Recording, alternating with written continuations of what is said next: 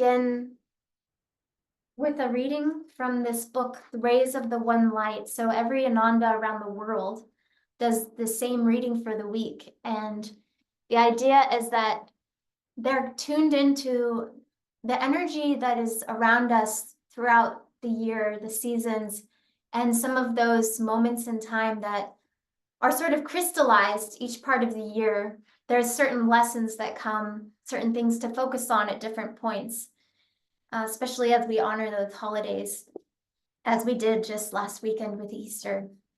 So this is weekly commentaries on the Bible and the Bhagavad Gita. And it's week 12. We are children of the light. So just really tuning into that today. We are children of the light. Truth is one and eternal. Realize oneness with it in your deathless self within. The following commentary is based on the teachings of Paramhansa Yogananda. It is common for people to perceive themselves according to their present realities. A person in ill health says, "I am ill." Few say, "I am well. It is my body that is suffering." People in a low income bracket say, "I am poor." Only the unusual person will say, "Though outwardly I live in poverty, inwardly I am wealthy." Thus, when it comes to moral and spiritual development, people commonly identify themselves with their weaknesses and their mistakes. They consider it almost a sign of humility to say, "I am a sinner." Though, in effect, what this means is that they identify themselves with their sinfulness, not with the soul's power to transcend all limitations in God. The great masters, including Jesus Christ, have always emphasized the divine potential of mankind. To encourage us, they address us as children of light, not of darkness. The Bible in the Gospel of St. John, chapter 3, makes the point that our true home is not the mud of this earth, but the light of heaven. No man hath ascended up to heaven, it tells us, but him that came down from heaven. This passage continues, "Even so the Son of Man who is in heaven," emphasizing that Jesus, though he lived on earth, is perceived by the eye of wisdom as conscious, even in human form, of his true reality in heavenly spheres. The way to know God is to live in godly consciousness and not to bewail our imperfection and our distance from God. Jesus said, "Blessed are the pure in heart, for they shall see God." And the Bhagavad Gita states, "Seekers of union with the Lord find him dwelling in their own hearts. But those who lack in wisdom seek him with impure motives, cannot perceive him however much they struggle to do so." If you want to know God, Paramhansa Yogananda said, live in the thought that you have him already. Thus, through Holy Scripture, God has spoken to mankind. Oh, oh, oh, oh, oh, oh.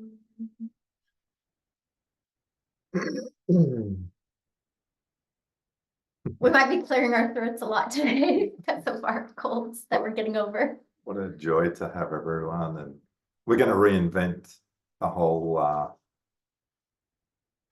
perception of, I'm sure everyone's seen the cartoon of, or the image of the devil on one shoulder and the angel on the other.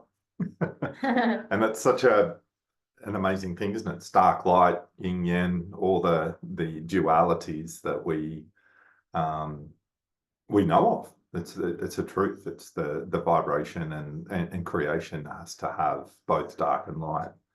And it's interesting when you are more on this path, you realize that really the best way to look at it is not on each shoulder. It's the best way to look at it as up here and down here. So, you know, we've got the devil down here and the the light up here. So I told you today we're all going to reinvent the whole image of the devil on the shoulder and the angel on the other.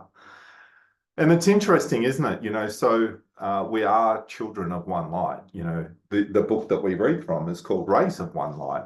And it's kind of interesting. We're all rays of that one light. And over time, it was interesting. We were listening to a talk by Swami this morning, and he said it's something, correct me if I'm wrong, it was either 4 or 8 billion years of incarnations it takes us to evolve. I just remember going, million or billion? Billion. And then you going, billion? Billions of years to evolve into human form. And so it's kind of interesting when you start pondering over just that thought alone, because during that time, what separates us from all those other forms is the fact that we have a consciousness. And every one of us should be here thinking, woohoo! But it creates its own issues, doesn't it? You know, the minute we're born, we have this mind that is designed, and we can only say that God must have an amazing sense of humor.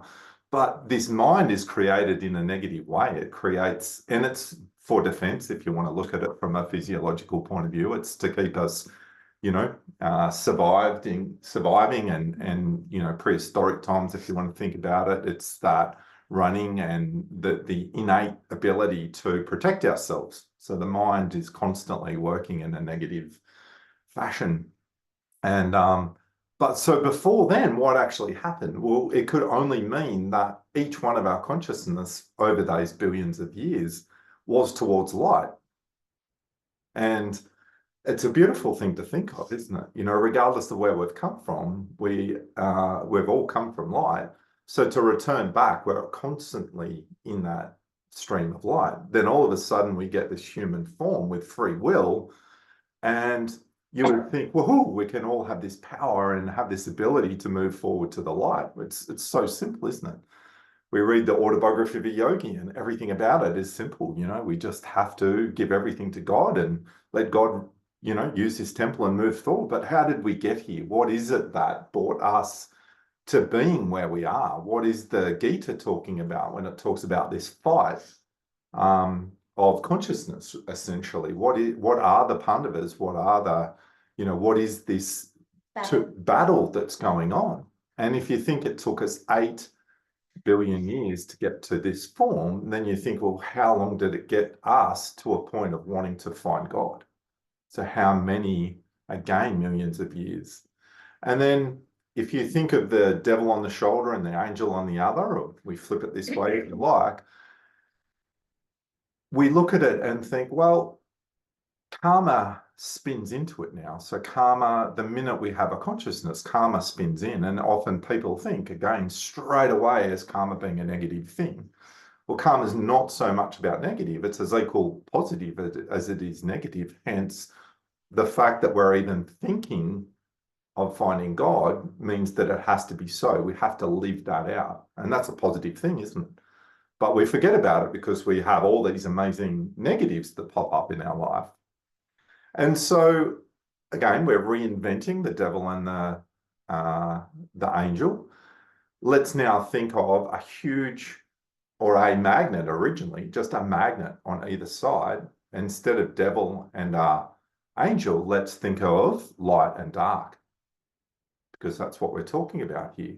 So what happens every time we think something in a negative way, that magnet on this side becomes stronger. And even just thinking today, and let's be honest, like, how many of you toed and froed for several minutes, hours, whatever it was before you came today, allowed your mind to go, oh yeah, you don't really need to go today. It'd be much better going to the beach. Or what about the sun? What about, oh, we could go for a walk instead of this? Or all these things are creating. These are past karmas. These are all what have created. So you can imagine over the years, every thought, every action gets divided into dark and light. And each time we build that, this magnet becomes stronger and stronger and stronger and stronger. All the while, in between, we have this beautiful light that keeps drawing us back to where it is, because remember, darkness can become by light, but you can't go in, like darkness just can't dissolve itself. It needs light to disseminate it. And so all the time you have these little shinings of light, and the devil or the magnet on this side will keep telling you, no, it was that walk this morning, John Lindsay, and you saw 7 koalas. That was what gave you joy. It was hey, I got up this morning and the sun was out there shining. I got to stand in 10 minutes and watch 27 birds sing their beautiful songs. That bird gave me the joy. And so this is this play that's going on constantly. And each one of these magnets gets stronger and stronger as we build and build within and this is the fight, isn't it? This is the fight to recognize where we're at. And we have this play of dark and light, but we essentially are light. We are children of light. This is where we belong. And anything that doesn't last or is short-lived shows that it's not in its truest nature. If you take 5 minutes to think about yourselves and what you are, I mean, if it was as simple as everyone having the 8 aspects of God within them, we would all be the same, wouldn't we? But we're not. Over time, we've created our own karmas. We've created our own likes and dislikes through this side, through the magnet of darkness. And we've built up this story within this period of time of what? We've created this story that the things out here, and the more power we give this magnet, the more it keeps drawing us in. And often you'll hear on a path, or someone that's looking for God or returning back to light, they've hit rock bottom. They've fulfilled this magnet. This magnet is so heavy now that it can't go any further. And we have to look and turn around, and we look out towards the light. And I'm going to read something from the Promise of Immortality, because we have this negative aspect. And during that reading, we spoke about it. We always have it. And Swami talked about this beautiful thing, this human nature that we have, and it's the mind that does it, but we are inherent within it. We have these 2 ways of thinking. And he talked about I think it was either an Italian or a Greek mother talking to their child about a birthday cake. And they offered them 2 birthday cakes and said, choose which birthday cake you would like. And the child says, this one. That's the Jewish mother. The Jewish mother, there you go. And then the Jewish mother goes, well, what do you mean you don't like this one? Is this one not good enough for you?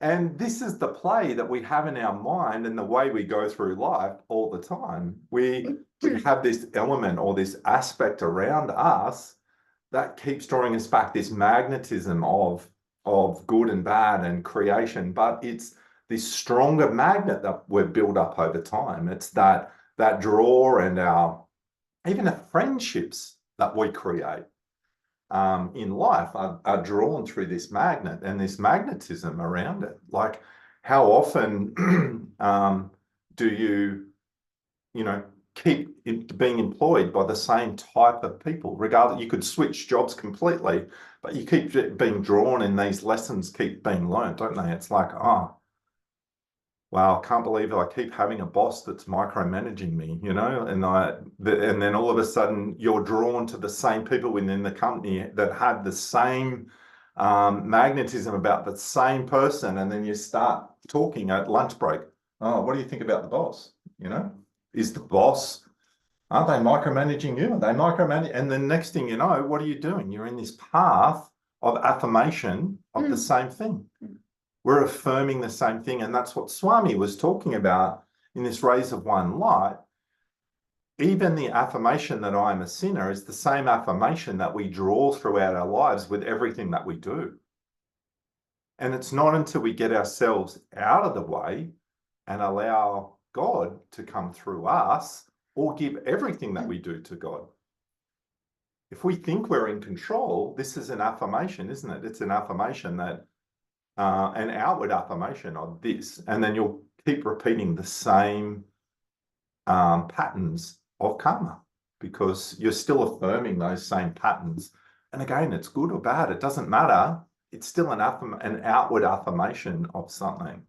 And so it sounds all doom and gloom, but it's quite interesting, isn't it? So from the promise of immortality by Swami Kriyananda, how can a devotee rise again? What is the inspiration of being able to rise again? We can hear from the Bible. We've heard from the Bible. It says the people that walked in darkness have seen a great light. They that dwell in the land of the shadows of death, upon them hath the light shined. It's from the Gospel 9:2 of St. Matthew's. And again, it's worded again in Matthew 16. The people who sat in darkness have seen a great light. And for those who sat in the region and shadows of death, light has dawned. So throughout the scriptures still talk about us living in this darkness. This is the duality of life. This is the Maya that is created, and it is all to do with the way we view and think and understand that light within us, and that we are children of light. It's a recognition. It's not a learning, it's a memory. We come back from that. The Gita, Krishna described the downward path in delusion. Let us reconsider his words from the opposing view, what he said. If one ponders on sense objects, there springs up attraction to them. From attraction grows desire. Desire, impatient for fulfillment, flames to anger. From anger, there arises infatuation. That is the delusion that one object or a set of objects alone is worth clinging to the exclusion of all others. From infatuation ensues forgetfulness of the higher self. From forgetfulness of the self follows degenerations of the discriminative faculty. And when discrimination is lost, there follows the annihilation of one's spiritual life. Annihilation. Annihilation of one's spiritual life. Like, we have a choice. We forget and we build that magnet, or the devil. It is just continuously growing, and that is just through the law of karma. And then it goes on to say, and you've all heard this, Yogananda used to say that darkness cannot be driven out of a room with a stick. Turn on the light and the darkness will vanish. And though it had never been there. It's interesting, isn't it? I'll read that again. Turn on the light and the darkness will vanish as though it had never been. If affirming darkness develops attraction to it, so think about what we've just talked about. We have developed an attraction to the darkness. If affirming darkness develops attraction to it, then the same may be said of focusing on the light. For the awareness grows by what feeds on. Bad moods are self-perpetuating. So we've talked about that. But if it's a truth, it means we can use it in the other direction. We can affirm our life and draw us back towards the light. The same rules apply. And it's so interesting, everything on this path, whether it's Kriya Yoga, whether it's affirmations, chanting, even community. Swami talked about community. It's the affirmation that we want to return to that light. It's that we want to return to that light in everything that we do. We can have a choice whether we go to work and choose to affirm that we are here to learn a lesson. It is all God's will, and hand it over to God. It's an affirmation that we do. Remember, we've put ourselves in this position. We have essentially created where we are at. Through affirmation, we can now change it with affirmation. We can start magnetizing this light side, and the stronger that light becomes, the less darkness there is, and the stronger the magnet becomes. And that was the premise behind the community, that Yogananda spoke about. It's the premise behind what Swami Kriyananda was drawn to do. He said, this was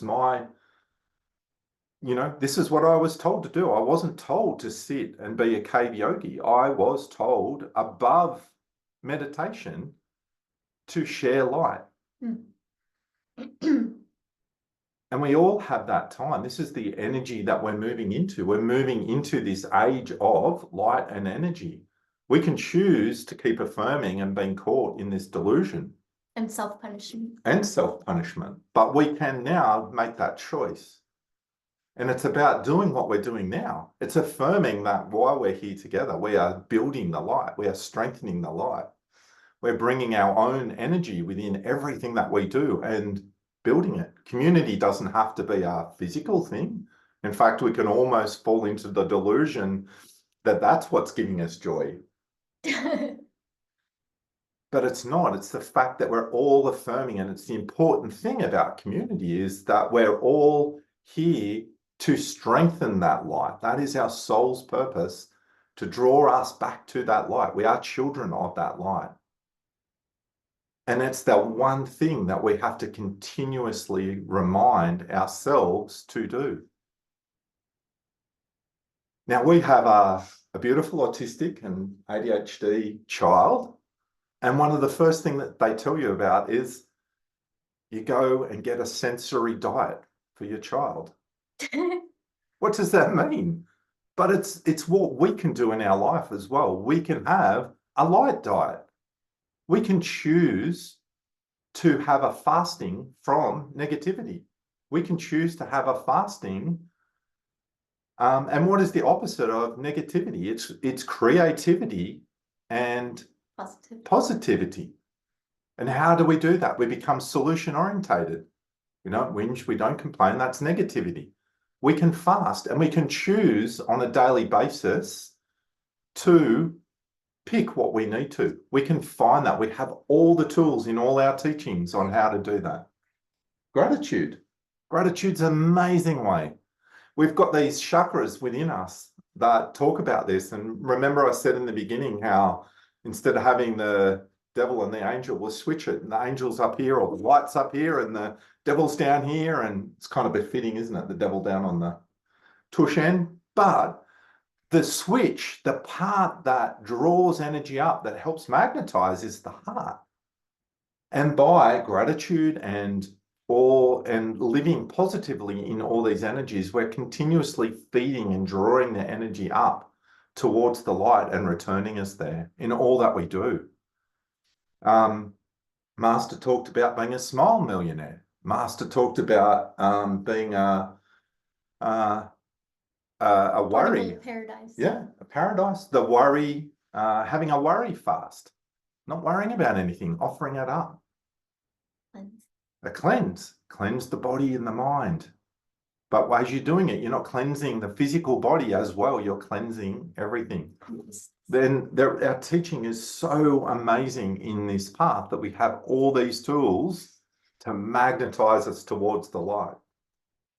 Because remember, and it's really, really nice for us. If you haven't got this book, grab this book. I think it's all backwards for you guys, but it's Whispers from Eternity.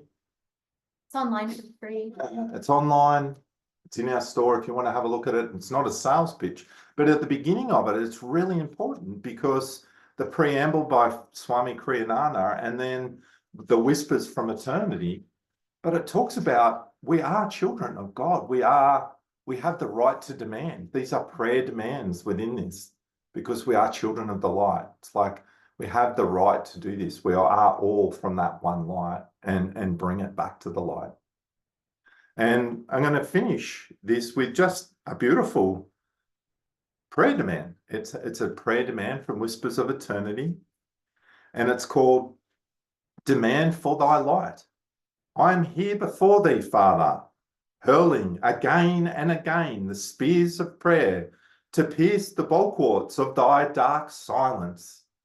Missile after missile of yearning for thee must surely break down in time the ramparts of my ignorance and delusion.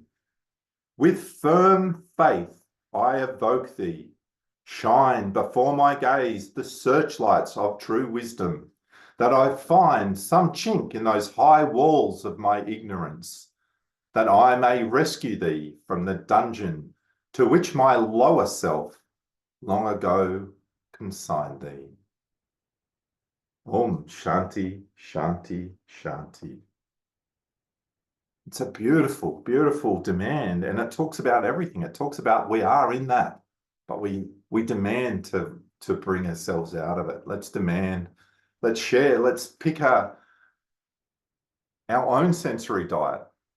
Let's share it as a family. The more we support, we already know the outcomes are far greater in groups.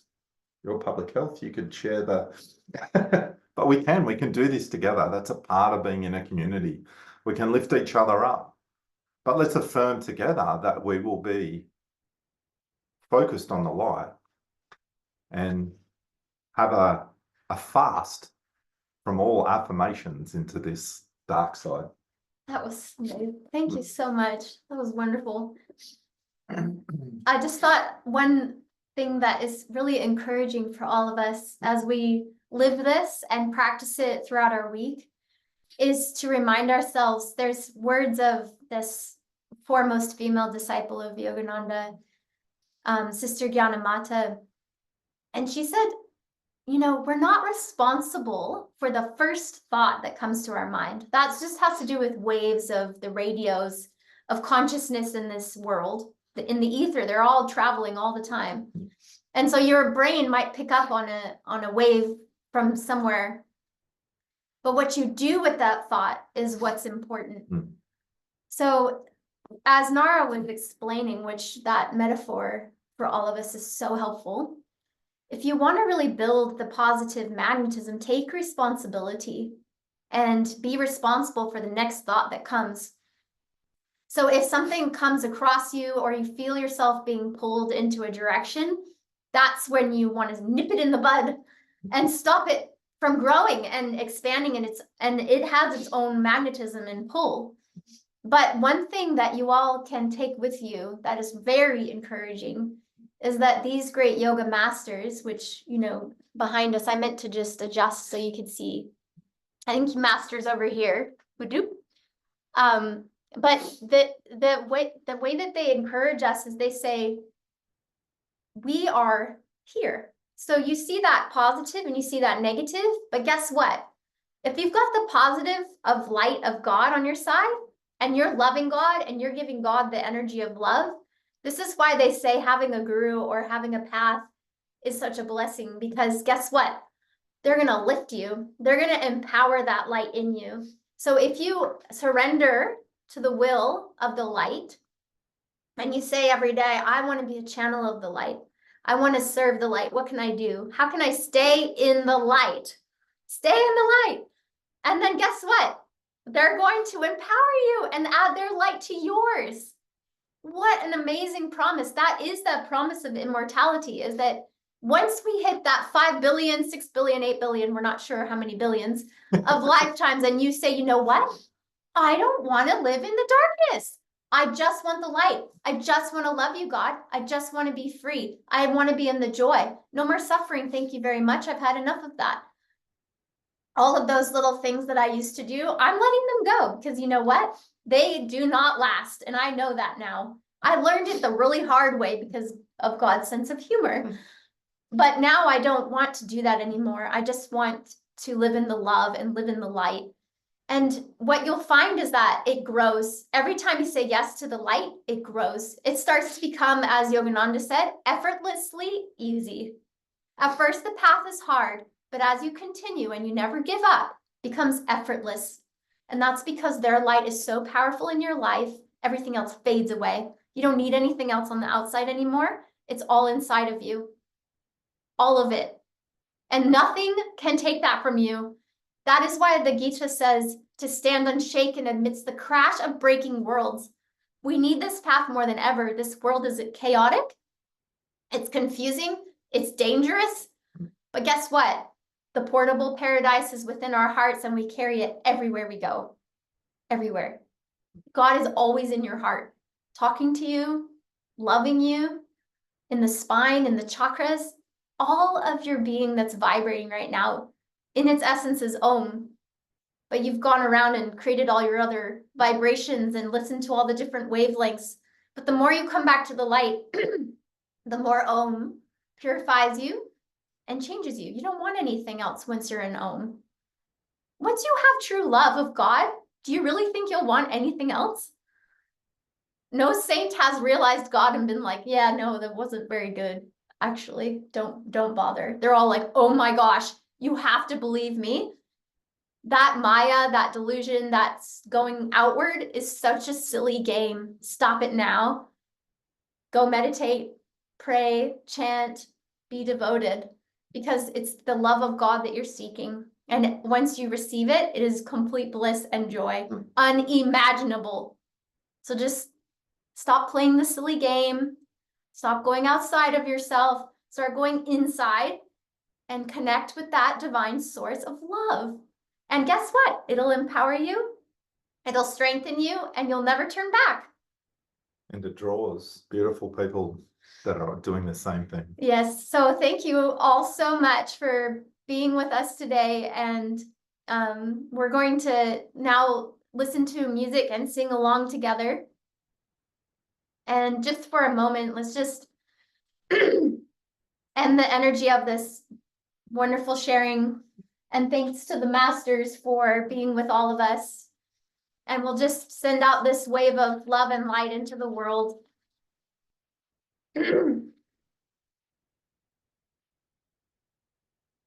Oh.